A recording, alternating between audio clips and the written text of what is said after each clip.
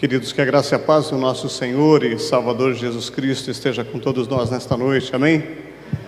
É bom rever o pessoal, depois de uma quarentena forçada lá. Bruno, só desce um pouquinho mais o microfone, acho que está muito alto para mim, mas tudo bem. O Bruno está colocando o meu computador para passar na internet e também para que a gente possa ver aqui no slide, né? no projetor, para ficar mais fácil. Primeiro, gostaria de agradecer aos irmãos pelo fato de terem feito aquela oração por nós aqui, aquele culto de envio, antes, na semana em que fomos para o Amazonas. Já retornamos, pela graça de Deus, foi uma bênção lá no Amazonas. A nossa equipe foi um pouco mais reduzida, e essa redução devido à pandemia, mas tivemos muitas dificuldades no meio do caminho. Vamos trilhar algumas coisas com algumas fotos, mas foi uma bênção estar lá no meio daquele povo mais uma vez. Evangelismo é um vírus mais forte do que basicamente as doenças que já existem por aí há muitos anos e que matam. Porque o evangelismo, ele é um vírus que cura, é um vírus que sara, e ele é um vírus que salva através da palavra de Deus. Então temos essa noção de que é necessário pregar, ir por todo o mundo, como diz o pastor Zedequias, e pregar o evangelho. Na semana passada eu estava assistindo, nas duas últimas semanas, assistindo o culto nosso pela internet, e eu fiz alguns comentários enquanto o pastor estava pregando, né, fazendo um comentário simples assim, se você estava acompanhando ou se você está acompanhando a gente pela internet, que não saísse da internet, permanecesse lá, prestasse bem atenção nas coisas que o pastor estava falando, porque existe uma flutuação normal de pessoas que entram e que saem. Quem que é que está falando? Que se interessa ou não a palavra? E eu, de uma certa forma, eu pedi para que as pessoas permanecessem. É uma forma de evangelismo também. Quando ele fazia algum comentário, eu também postava algum comentário ali. Na hora da oração, também a mesma coisa. Preste atenção na oração, você que está em casa, porque é uma oração vinda de Deus. Se você está em algum momento difícil, é uma forma de interagir com aquele que está vendo o culto em casa. Se você estiver sozinho, não se preocupe, você não está sozinho, tem uma igreja orando por você. Então, se de repente tiver alguém que estiver na internet e puder fazer esse acompanhamento, seria bem interessante. E que a gente possamos nós estarmos sempre atentos. Mais uma vez, obrigado. Tivemos muitas lutas e muitas dificuldades em relação àquilo que passamos na ida, muitas remarcações de voo. A balsa, o navio grande que nos transportava, ele foi interrompido para transporte de pessoas. Tivemos que fazer um remanejamento depois que chegamos em Belém para sermos carga. Nós viramos carga e não pessoas. Para voltar então, o pessoal também cancelando a nossa vinda, o governador havia cancelado, e entramos com um pedido pela saúde pública para que conseguíssemos voltar para Belém, de lá de Portel, Ilha de Marajó. Até ligamos para os nossos irmãos dos Asas do Socorro para tentar voltar de avião. Eles têm aviões pequenos, monomotores, e fariam 2 viagens com a nossa equipe para pegar a gente de um dos rios próximos, ali de Portel, e conduzir a gente até Belém. Mas conseguimos voltar como carga novamente no navio maior. Mas vamos lá, abra sua Bíblia, por favor. Você que está em casa, permaneça conosco até o final, por gentileza. E incentive você que está em casa, aquele que também encoraje, né, com palavras aí, não apenas paz do Senhor, bom dia, boa noite. Mas vamos lá, livro de Mateus, o livro de João 3,16, é tão comum para a gente, nem precisamos abrir, mas precisamos abrir em 3:16 até 21. João, livro do Evangelho de João, a partir do versículo 16 até o versículo número 21. Porque Deus amou o mundo de tal maneira que deu o seu Filho unigênito para todo aquele que nele crer não pereça ou não morra, em outra versão bíblica, mas que tenha a vida eterna. A vida eterna é de uma forma zoeionios, que significa vida espiritual eterna. 17. Porquanto Deus enviou o seu Filho ao mundo, não para que julgasse o mundo, mas para que o mundo fosse salvo por ele. Quem nele crê não é julgado. O que não crê já está julgado, porquanto não crê no nome do unigênito Filho de Deus, do único Filho de Deus. O julgamento é este, que a luz veio ao mundo e os homens amaram mais as trevas do que a luz, porque as suas obras eram más. Pois todo aquele que pratica o mal aborrece a luz e não se chega para a luz, a fim de que serem arguidas as suas obras, vistas as suas obras. Quem pratica a verdade aproxima-se da luz, a fim de que as suas obras sejam manifestas, apresentadas, porque feitas em Deus, ou seja, apresentadas, feitas, manifestadas pelo próprio Deus. O que a sua mão direita faz, a esquerda não tem que saber, não precisa saber. Isso é verdade. É necessário que tenhamos esse discernimento, mas precisamos também mostrar que é possível ter missões e ações sociais dentro da igreja.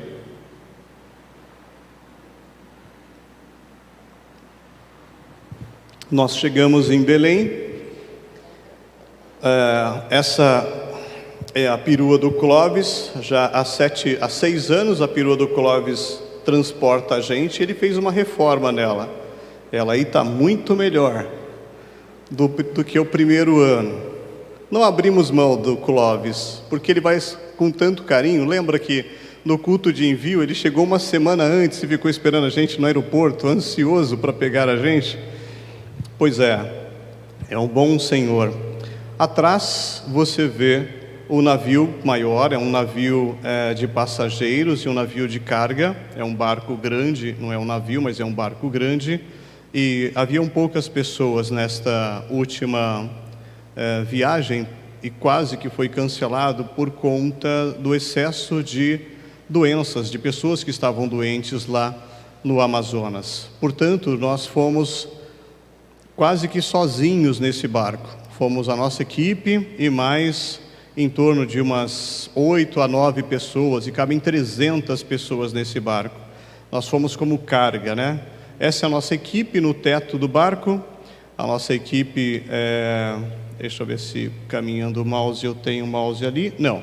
Essa é a nossa equipe de médicos, de dentistas, de ortopedistas também.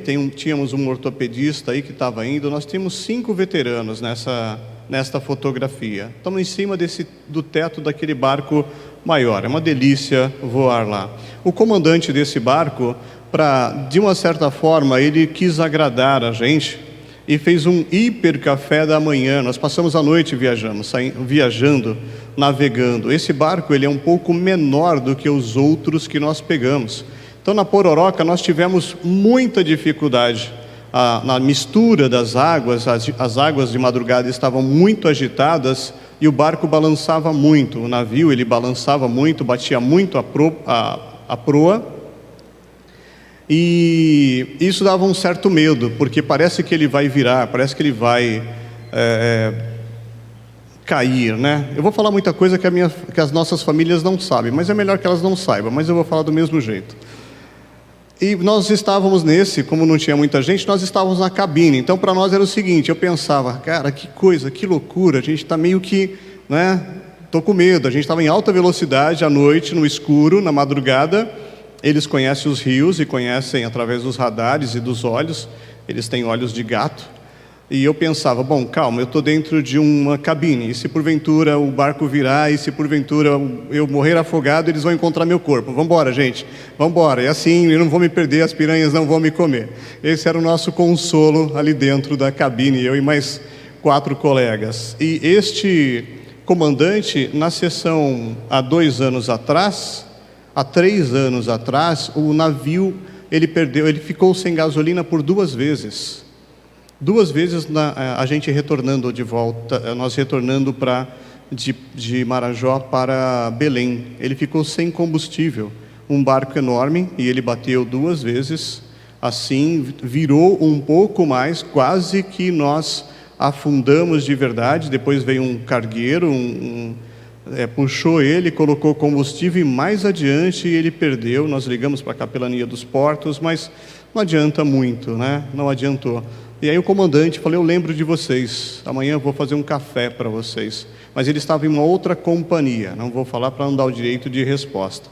Nós estamos no nosso barco grande, e aí aparece o barco dos ribeirinhos, que é esse que transporta a gente para os barcos menores.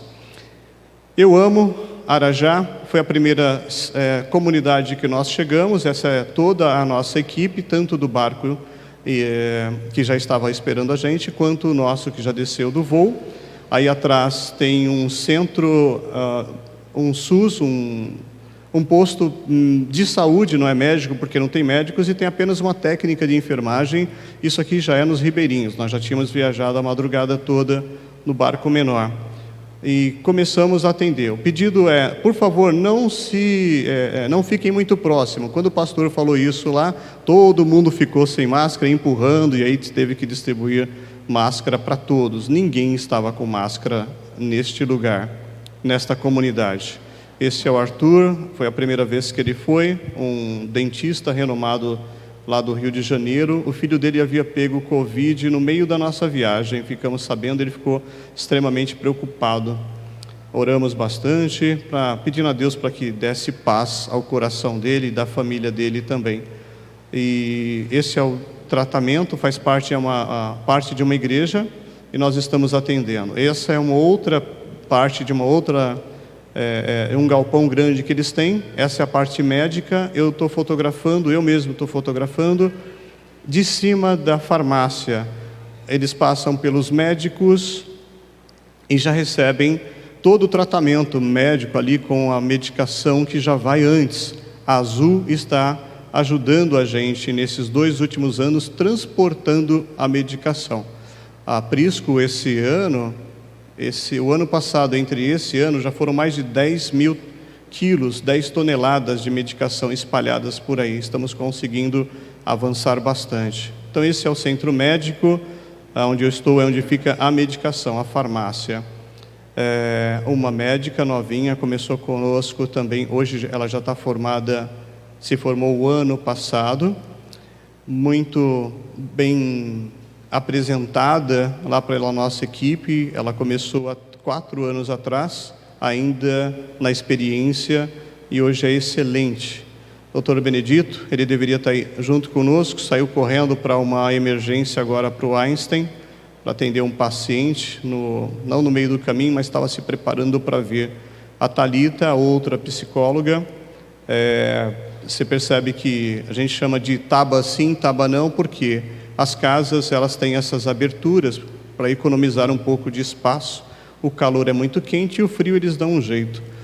Identifiquei essa garota que usa uma touca e falei para a Thalita, vai atender, por favor, chama ela no cantinho, porque possivelmente ela sofreu um acidente de barco. Existem as rabetas, que são aqueles motores que tem atrás, e as crianças elas ficam ali por perto.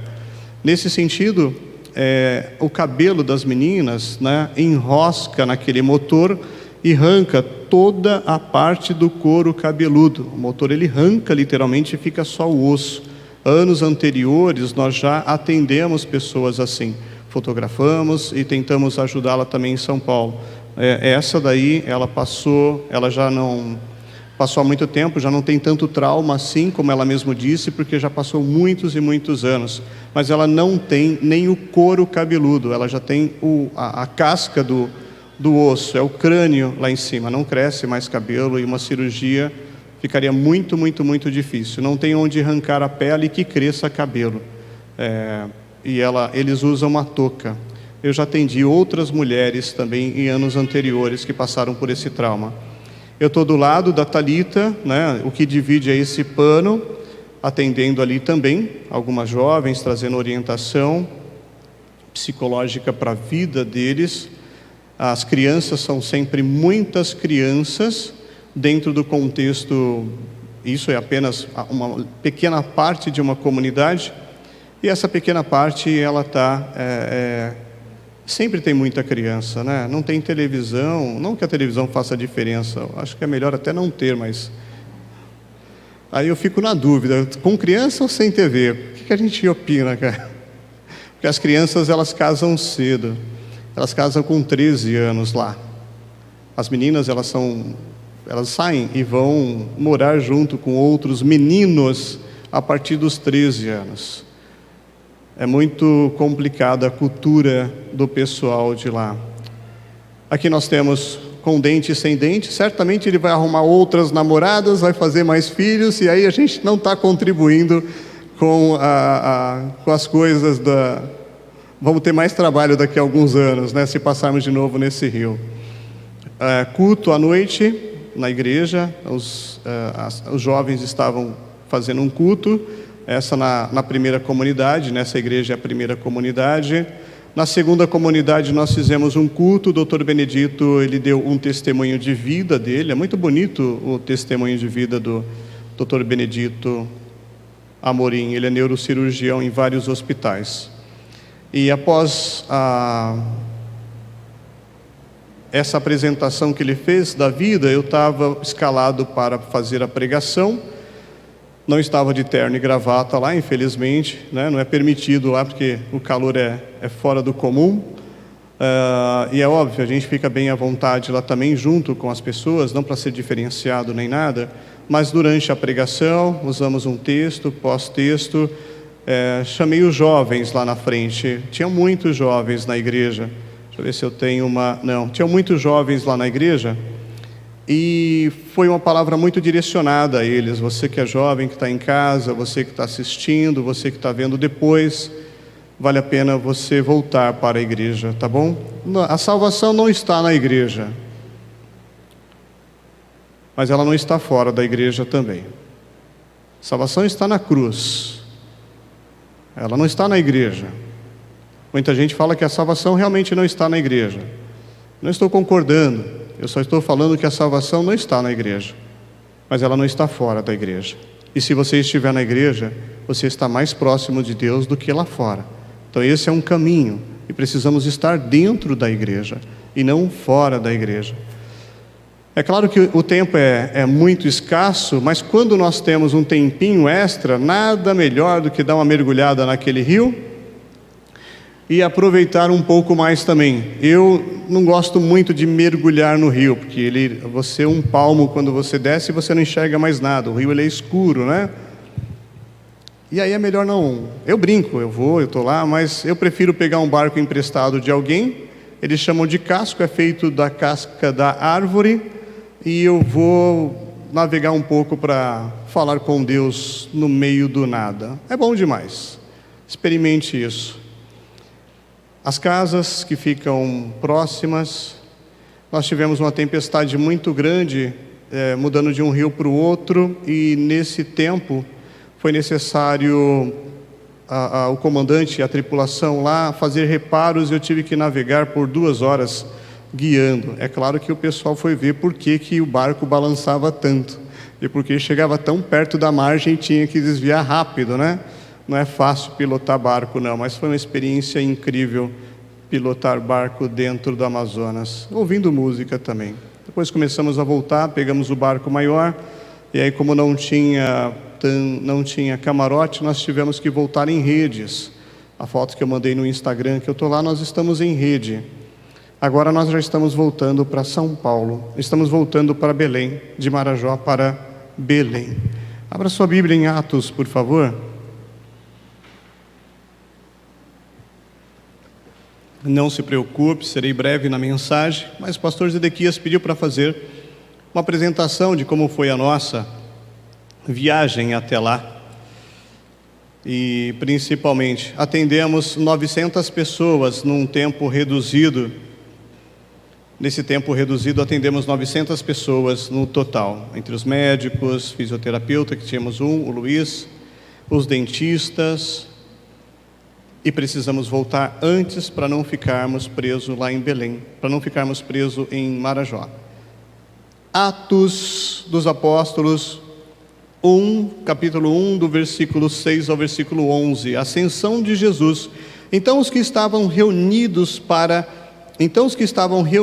lhe perguntaram: Senhor, será este o tempo em que restauraste o reino de Israel? Respondeu-lhes: não vos compete conhecer os tempos ou épocas que o Pai reservou pela sua exclusiva autoridade, mas recebereis poder ao descer sobre vós o Espírito Santo, e sereis minhas testemunhas, tanto em Jerusalém, como em toda a Judéia e Samaria, e até os confins da terra. Dito essas palavras, foi Jesus elevado às alturas, e visto deles, em uma nuvem o encobriu dos seus olhos.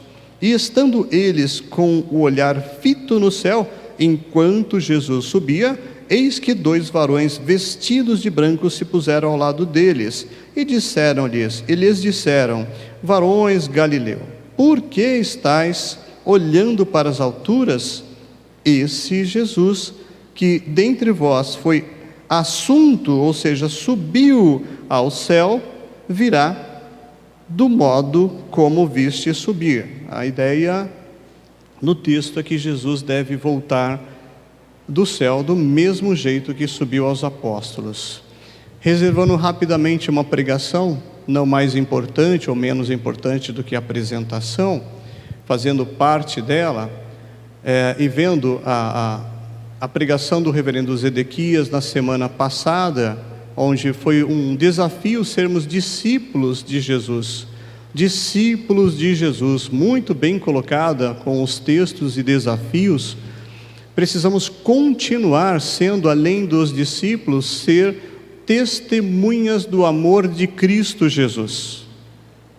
Não posso ser apóstolo simplesmente porque nessa época estão colocando o nome de pessoas e dando títulos a eles pelo fato de já não ter mais o que elevá-los, tá? De pastor para bispo, de bispo para arcanjo, e assim vai indo, chega a ser apóstolo, sacerdotisa.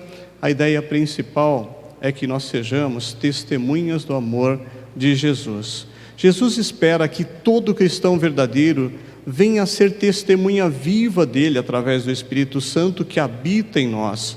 Por isso, esse texto que nós acabamos de ler declara: eu vos dou poder ao descer sobre vós o Espírito Santo, e sereis minhas testemunhas. Em sua opinião, o que é ser testemunha de Jesus? Na sua opinião, o que é ser testemunha de Jesus?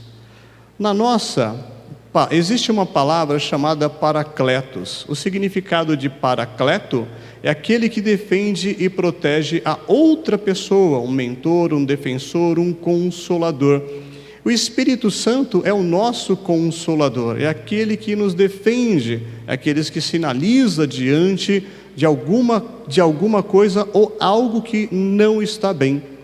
Paráclitos, no passado, lá nos Estados Unidos, havia no júri, não aquelas muitas das testemunhas, mas há muito tempo, quando a lei estava formando-se ou tomando corpo, alguém chegava próximo para ser julgado e, de repente, aquela acusação sobre uma determinada pessoa estava sendo desenvolvida. Exemplo, lugares pequenos, uma cidade pequena, todo mundo se conhecia, e de repente alguém sábio, mais velho, levantava-se ali dentro do júri. O que acontecia? Aquela pessoa era absorvida, ela não era mais condenada, A experiência daquela pessoa, ao conhecer a pessoa que também estava sendo literalmente colocada a julgamento, o simples levantar de um senhor, que era ou uma senhora, que era respeitado por toda a cidade, mudava imediatamente a situação. Ela era testemunha de que aquele homem ou aquela mulher sendo acusada, ela seria inocente. Naquele instante, o juiz ou a pessoa do tribunal inocentava aquele que estava sendo julgado, e ele retornava para casa. Paracleto, era o nome que essas pessoas levavam, que era exatamente aquele que protege, que defende, Consolador. O Espírito Santo para nós, recebereis poder, ele é o Consolador a mim e a você. Todas as épocas têm a sua singularidade. Nós estamos vivendo uma época que é marcada pela leviandade, a época em que se multiplica a maldade em todos os níveis da sociedade. Eu fiquei surpreso quando muita gente começou a descobrir que não estava tomando a vacina. Você já parou para perceber isso? Você fazia a simulação, não apertava a vacina, deixava ali, trocava a agulha e a dose era vendida para uma outra pessoa. Como que pode? Às vezes eu pergunto, será que eu tomei a vacina? Porque eu virei o rosto assim, não sei se foi, não sei se não foi. Aí que nem eu falei assim, olha, lavado e remido pelo sangue do Cordeiro eu já sou, então vamos seguir viagem, gente. Mas paira sobre nós. Como é que pode, né? Deus precisa de homens e mulheres para advertir a sociedade e conduzir pecadores ao arrependimento. Existem tantas outras preocupações nas igrejas aí fora de não conduzir o homem ao arrependimento. Necessita de pessoas decididas, voluntárias e corajosas para anunciar as boas novas, que significam o evangelho da salvação. Precisamos falar sobre isso. Precisamos ser testemunhas do amor de Cristo. O que significa ser uma testemunha? Vamos lá? Já abrem em João 21, 24, uma pessoa que está apta a declarar algo que é do seu perfeito conhecimento. Abrem João 21, volta um pouquinho, só a Bíblia. João 21, 24 diz exatamente assim: este é o discípulo que dá testemunho a respeito dessas coisas e que as escreveu, e sabendo que eu testemunho, que o seu testemunho é verdadeiro. Este é o discípulo que dá testemunho. Quando João escreve, ele escreve sabendo o que ele está fazendo. Ele tem certeza daquilo que ele está fazendo. Um mártir também, em Atos 7, onde fala de Estevão, uma pessoa que é capaz de prestar um depoimento ou defender uma causa até a morte. Estevão, enquanto está sendo apedrejado, simplesmente ele está vendo a glória de Deus sobre a vida dele. Não está blasfemando, xingando ou condenando ou trazendo maldição sobre a vida daqueles que estão o apedrejando. Inclusive, Paulo está ali, mártir, porque é o primeiro no relato bíblico, nas seguidas de Jesus, que falam sobre esse apedrejamento. E quanto a nós? Nós sabemos de Jesus? A pergunta é simples. Nós temos o conhecimento de Jesus? Nós conseguimos conhecer a pessoa de Jesus? Conseguimos ter a orientação espacial de quem é Jesus? Até que ponto estamos prontos a testificar a pessoa de Jesus? Até que ponto estamos prontos a testificar? Para um pouquinho para pensar você. Quanto nós sabemos de Jesus? Você consegue medir, mensurar? Há Anos atrás, em nossa viagem, nós fomos em um rio muito distante de Marajó. Descemos rio abaixo, muito, muito, muito distante. E passamos uma noite inteira, uma madrugada inteira viajando. No dia seguinte, nós dormimos no barco enquanto ele navegava, e no dia seguinte nós acordamos e já começamos a trabalhar e fazer uma vistoria nos lugares onde íamos trabalhar. Na primeira comunidade em que paramos, atendemos algumas pessoas, ficamos ali por 3 dias, e no terceiro dia, vieram 2 garotas de 16 anos, que eu havia conversado com elas, né? Trazendo ali uma orientação psicológica e trazendo uma orientação pastoral.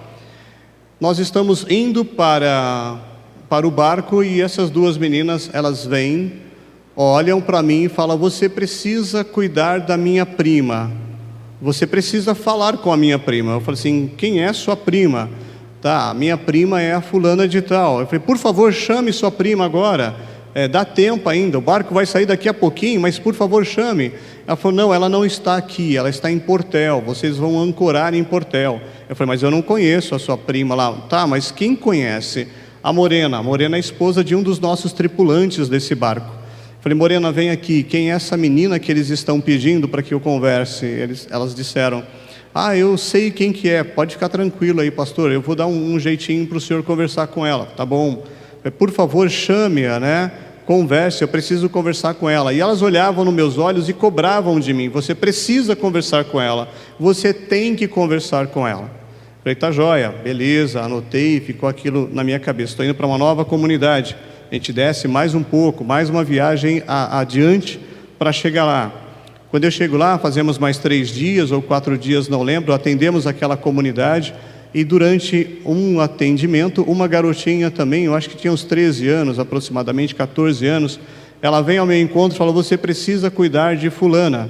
Eu falei: opa, já não é mais a mesma, graças a Deus, chama a fulana aqui para a gente tentar. Ela não está aqui, ela é de Portel, ela é minha prima. Eu falei: tá, mas qual é o nome da sua prima? De novo: fulana de tal. Eu falei: ok, então por gentileza, quem conhece essa menina? Porque eu não conheço, como é que eu vou atender dentro de uma cidade lá, mesmo sendo maior?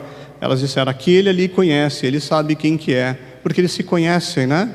Aí eu falei: pastor Daniel, o senhor conhece essa menina que ela está falando? Elas falaram, explicaram. Eu falei: tá bom, beleza.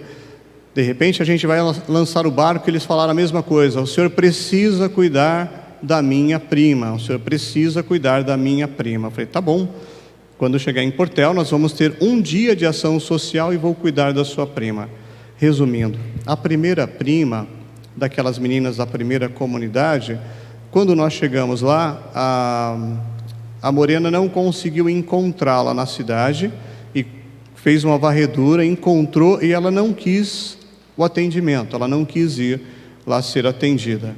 Tudo bem, ok, eu entendo, é difícil. Aí conseguiram o contato da segunda prima. Cadê? Eu fui cobrando, eu preciso, essas meninas me cobraram. Tudo bem, passou o tempo e nada.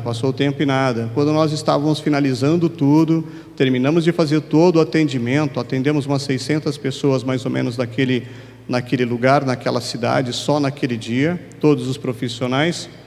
E aí eu estou entrando no transporte escolar que eles conseguiram para nós voltarmos para o nosso barco. Já é uma cidade maior, Portel, está no mapa com facilidade. Vem vindo essa garotinha com 12 anos. E ela, quando vem vindo, aí um deles fala: ela é Eliane. Eliane? Quem é essa Eliane? É aquela que o senhor tem que atender. Foi mais uma cobrança. Beleza, então vocês vão embora. Depois eu pego um Uber, uma moto qualquer aí. Desci e comecei a atender. E nós atendemos a Eliane. 12 anos, extremamente um estado muito complicado. De rua, ela estava na rua, né, com queimaduras e tantas outras coisas, de cigarro. Uma situação deplorável para uma garota de 12 anos. Atendi bastante ela. Essa outra maior aqui do projeto também, ela é agrônoma. Eu falei: eu vou atender uma garota de 12 anos, você vem comigo, né? Porque nós vamos ficar sozinhos nesse espaço aí. Então vem comigo e a gente dá um jeito de voltarmos. Ok. Atendemos ela e fiz um encaminhamento para que alguém da comunidade pudesse conduzir ela a um serviço social. Ela foi para o serviço social. A Eliane, eu já acompanho ela há 3 anos dentro desse orfanato. Esse ano foi o aniversário de 15 anos da Eliane. Já é uma outra aparência, já é uma outra garota. E todos os anos nós temos esse encontro de estar juntos, conversar. Mas parece que o fundo é bonito, mas o fundo é algo muito simples, é o fundo de um orfanato. E o sorriso de alguém que fez uma festa pequena, que só tem 2 bexigas de 15 anos e uma possível roupa nova. Eu acredito que se estiver aqui ainda por alguns anos nessa igreja, você vai conhecê-la. Tudo bem? Conseguiram entender? Então esteja orando pela vida dessa pessoa e de outras tantas que nós pudemos atender. E a primeira garota, que o senhor não conseguiu atender.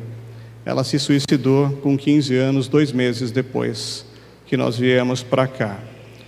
Eu não gosto de brincar com a vida dos outros. Existem cobranças que nós precisamos ter. Pastor, eu aprendi na faculdade que que o erro de um médico, ele é enterrado. O erro de um cirurgião dentista, ele é jogado fora. O erro de um advogado conduz você para uma prisão, mas o erro de um pastor conduz você para o inferno. De todos esses, o erro de um pastor, ele é o pior de todos. Você não mata a vida, você mata a alma de uma pessoa. Estamos com um trabalho, possivelmente devemos voltar em julho novamente com uma equipe grande para tentar ajudar esse orfanato. Esteja orando por isso mais uma vez. Como disse a minha esposa, dá para imaginar de quem é a ideia, né, Miro? Então esteja orando, por favor, para que a gente possa fazer um trabalho bonito e chamar a atenção das autoridades lá de Portel, que tem apenas um psicólogo para a cidade inteira e um médico que aparece esporadicamente para a cidade inteira e atender os ribeirinhos. Que tipo de testemunha nós devemos ser? Precisamos pensar. Um testemunho fiel. Apocalipse 2:10. Eu vou discorrer apenas e você depois fale, possa buscar. Um testemunho corajoso. Precisamos ser corajosos diante das adversidades do mundo. Hoje o mundo desafia a mim e desafia a você a continuarmos sendo cristãos, sendo verdadeiros homens e mulheres cristãos diante de Deus. O mundo desafia a gente. Grupos minoritários, grupos pequenos, não que devem ser extinguidos do mapa ou coisa parecida, longe disso, mas eles gritam mais e nós silenciamos. Nós somos mais educados, eu sei, mas Deus nos dá o poder também de falar, e falar qualquer coisa, você vai processar a Bíblia. Não é palavras minhas, são palavras de Deus. Qualquer coisa, você vai se ver com Deus, não é comigo, mas é com Deus. Precisamos ser corajosos, testemunhas dispostas a estar indo nos lugares onde realmente eles precisam. Mas eles precisam aqui do lado também. Já tem bastante gente aqui do lado. Vamos lá onde realmente Deus quer selecionar pessoas para a vida inteira.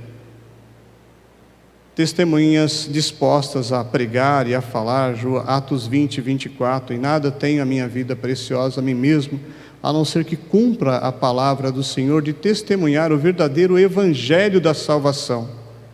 Atos 20:24. Precisamos ter isso no nosso coração. E testemunhas dedicadas também. Qual é o conceito do nosso testemunho? Vamos lá. Testemunhar a morte do Senhor Jesus. A igreja está aqui para testemunhar a morte do Senhor Jesus. Ele realmente morreu como homem, porque ele foi oferecido como homem. Era um sacrifício vivo como homem, sem máculas, sem pecados, sem defeitos. Testemunhar a sua ressurreição, que foi o que colocou todos os discípulos de volta no eixo. A ressurreição de Jesus faz a grande diferença na vida daqueles homens e daquelas mulheres que estavam ali dispostas a deixar de seguir Jesus. Ele morreu, não tem mais o que fazer. Ele ressuscitou mortos, ele curou pessoas, mas ele morreu. E aí é preciso dar o tempo de 3 dias, o tempo de Deus, para que as pessoas pudessem concluir que verdadeiramente ele era Deus e estaria ressuscitando. Testemunhar o seu poder e a sua vitalidade, né? O poder de Deus. O que leva a equipe a ir tão longe, o que leva a equipe a passar alguns perigos, o que leva a equipe a, às vezes, fugir um pouco do mapa. O ano passado, quando nós saímos daqui, ninguém sabe disso, nem a Sandra. A Sandra está aí? Deixa eu tomar uma água primeiro.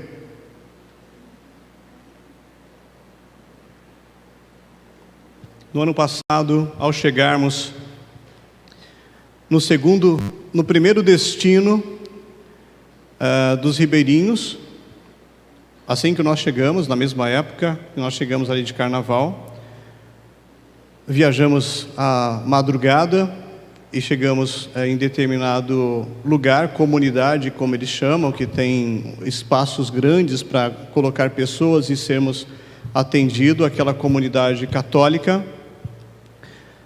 Existem as diferenças, comunidades católicas e comunidades evangélicas lá. Até pelas festas de São João, na comunidade católica, e outras festas que talvez não sejam muito bem-vindas para a comunidade evangélica. Mas nós acabamos de chegar, uma madrugada, eu lembro, e o líder da comunidade, porque toda comunidade lá tem um líder respeitado, que cuida e trabalha e busca atrás da escola, um líder comunitário daquele lugar, ele havia sofrido uma ameaça de morte aquela semana.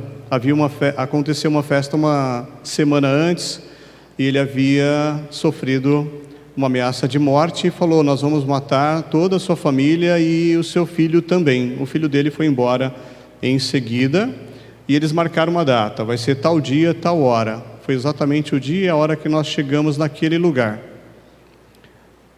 E é óbvio, o comandante do barco chamou a mim, o Dr. Benedito, chamou o Wagner, o Dr. Wagner, que é pediatra do São Luís, que tem um trabalho magnífico, que ele também é pastor da Quadrangular, e falou: olha, essa família ali, ó,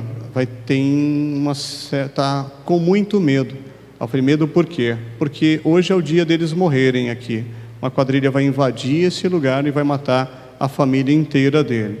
E nós estávamos com o barco na frente da casa dele. O que eu falei? Então nós vamos lá na casa dele. Não tem luz, não tem nada, né? Nós usávamos a luz do nosso celular. Tábua sim, tábua não, lembra?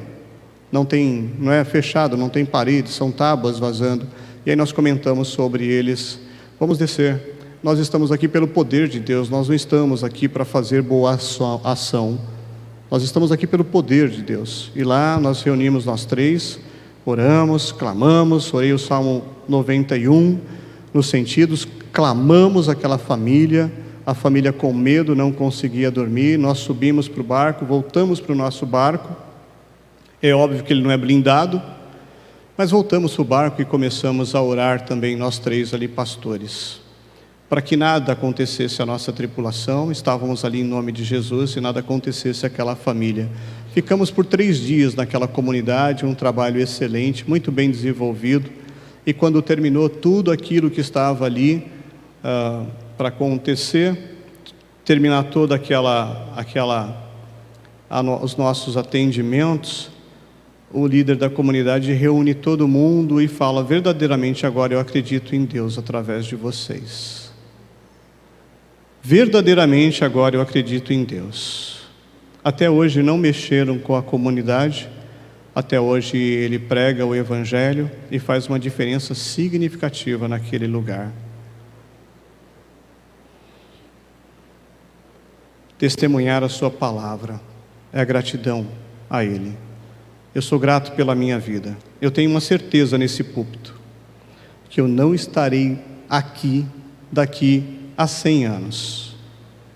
E vou preparar vocês um pouquinho mais. Eu não estarei aqui daqui a 50 anos. Eu teria 103 anos. Então eu preciso cuidar agora, não é verdade? Eu preciso fazer agora. O tempo é agora. Qual a orientação básica para testemunhar? Testemunhas cheias do Espírito Santo, poder, ousadia e o crer. Testemunhar ao redor do mundo, testemunhar o Senhor Jesus, testemunhar até os confins da terra.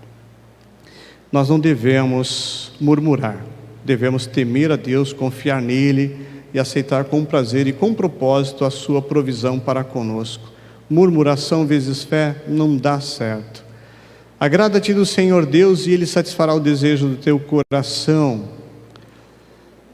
Obediência são iguais a bênçãos. A obediência traz as vivências das bênçãos de Deus na minha e na sua vida. A obediência a Deus traz essa vivência. Obrigado, meu Deus, por nos dar exatamente o que precisamos e sempre na hora certa. Não dá tempo para mais uma história, pastor? Nós estamos em cima, dá tempo? Já terminamos? É o último slide. Há uns 5 anos aproximadamente, ainda falando dessas missões, né? Eu falei tanto de hospitais no passado, vou voltar para os hospitais, calma, isso é mais para frente. Ou migo ou sem migo, mas a gente volta lá para o Projeto Samuel. Em uma determinada comunidade nós chegamos, eu atendi uma menina que tinha 19 anos. Eu estou falando de mim pelo fato de poder testemunhar a palavra, né? Não me exaltando, longe de qualquer coisa. Mas eu poderia falar de Martin Luther King e tantas outras pessoas que vocês não conheceram. É tão bonito ouvir falar dos outros, mas quando eu falo, eu cobro a mim mesmo. Eu cobro de mim mesmo o que eu preciso fazer. E não o que eu preciso falar, mas o que eu preciso fazer. Quando nós chegamos numa comunidade, há uns 4 ou 5 anos atrás, eu não lembro, durante o dia atendi uma garota que tinha 18 anos, tinha se formado em professora e estava voltando para ser professora ali daquela comunidade. Uma comunidade católica, que abriu a primeira vez para a gente, para as nossas ações, para evangélicos entrarem ali. E nesse tempo, o que acontece? Nós estávamos conversando com algumas pessoas e a garota, ela estava muito deprimida porque o irmãozinho dela de 6 anos havia falecido, havia sido assassinado de 6 anos. As crianças, elas morrem muito no rio, quando elas começam a andar, elas acabam morrendo afogadas, né? Quando os irmãozinhos mais velhos não estão olhando, porque as mães estão trabalhando e eles acabam morrendo. Mas essa criança de 6 anos, ela foi assassinada com um tiro. E conversando, ficamos ali um bom tempo, não existe tempo para atender ninguém dentro, eu já atendi alguém por 4 horas ininterruptas para poder ajudar, eu não vou ter outra oportunidade nos próximos 4, até que se repita aquele rio novamente. E de repente, o que aconteceu? Ela estava conversando, depois eu atendi o irmão dela, mais velho, e depois eu pedi para ela chamar os pais dela, e vieram os pais dela. O pai dessa garota, ele havia na comunidade, numas festas assim, lá, uma semana antes de nós chegarmos, teve uma festa normal, um bailinho normal para eles ali na comunidade. E de repente esse pai, ele arrumou uma briga com uma pessoa, e tinha um segurança que estava armado, e nessa do segurança despreparado, é óbvio, né? Ir até o encontro para tentar parar a briga, ele saca a arma do coach e, ao subir a arma, ele dispara numa criança que está no ângulo, na mão desse que estava incentivando a briga. Ok, agarraram esse rapaz, o segurança, levaram ele preso, e o discurso desse homem ali na terapia comigo, no atendimento psicológico, era que ele iria matar esse segurança, que assim que saísse de lá, já estava tudo planejado, sabia onde morava, não sei por que não matou ele antes, tal. Era um discurso muito, muito forte, muito presente, muito verdadeiro. E começamos a conversar. Eu dei o meu tempo ali, que seria tempo de outras pessoas, que não é o meu tempo, mas é o tempo de Deus, para atender ele e a esposa ao mesmo tempo conversando comigo. E ficamos ali um bom tempo. Resumindo, no final ele falou assim: vem comigo, eu vou te mostrar aonde é que meu filho mais gostava de ficar. E aí eu pego o barco com ele, e a gente navega por um tempo e vai até a casa dele. Ele mostra, ele plantava as mandiocas, eu me vi ali plantando mandioca com a minha avó, na mesma idade. Vai passando o tempo, passando. Ele queria fazer um café, mas a água não é uma água que nós estamos acostumados a beber. Quando nós bebemos da água, nós passamos mal. O tempo foi passando, ok, conversamos um pouco mais, e ele agradeceu, ele ficou muito agradecido em tudo, e arrumou um monte de coisas. As pessoas dão para a gente frutos e outras coisas mais, mandioca, para que a gente leve para casa, ou façamos alimento para a gente no barco. É a gratidão deles. Passou o tempo, nós viemos embora, ele ficou muito contente, ficou contente que eu fui na casa dele, conheceu. Ainda não voltei para aquela comunidade, ela é um pouco mais longe. E quando nós voltamos para cá, passou-se mais ou menos uns 6 meses, o pastor da igreja que tem o barco, que caminha, ele falou: fomos lá no rio, eu acho que era o Camarapi, e aquela família que o senhor atendeu, que perdeu o bebê, lembra? Sim, eu falei, sim. Ele falou que ele prometeu que ele não iria fazer mal para outra pessoa, entendeu o que aconteceu. Então, aquele lugar virou um ponto de pregação, pastor. Aquele lugar virou um ponto de pregação. Glória a Deus, aleluia. Deus não é surdo, mas se eu não der, os bichos me comem vivo. Glória a Deus e aleluia. Porque a casa que estava abastecida pela morte, agora gera vida. Agora traz a palavra de Deus. Agora traz a salvação do Senhor para aquela comunidade. Como é importante nós entendermos e estarmos lá. Seus joelhos podem te levar mais longe do que os seus pés. E eu agradeço o joelho de vocês por me levar tão longe. Toda vez que eu estou naquele lugar, eu penso na nossa igreja. Até penso em algumas pessoas estando aqui, até penso em alguns jovens dos nossos bancos em estarem lá. Vamos orar para ver, quem sabe, né? Você que ora pela minha vida, ore pelos jovens dessa igreja. É difícil, não é fácil. Dá medo. Quando eu fui pregar, tinha um morcego voando. Eu falei: Jesus, tira esse morcego daqui. Mas é comum. É comum. Mas os joelhos de vocês é que conseguem me levar nos rios mais longe e alcançar as pessoas que Deus assim quer. Reverendo, ser testemunha na vida é algo que ninguém quer ser, pois dá trabalho. Temos que estar sempre testemunhando, é um dia atrás do outro. Os cristãos não estão querendo assumir esta responsabilidade de testemunhar Jesus nessa terra, mas que nessa noite você tenha e que você venha com esse chamado para que você seja verdadeiramente uma testemunha cheia do Espírito Santo, com autoridade e com o poder de Deus na sua vida. Amém, querido? Deus seja louvado pelos joelhos de vocês e não pela minha ausência de medo de estar lá. Obrigado, queridos.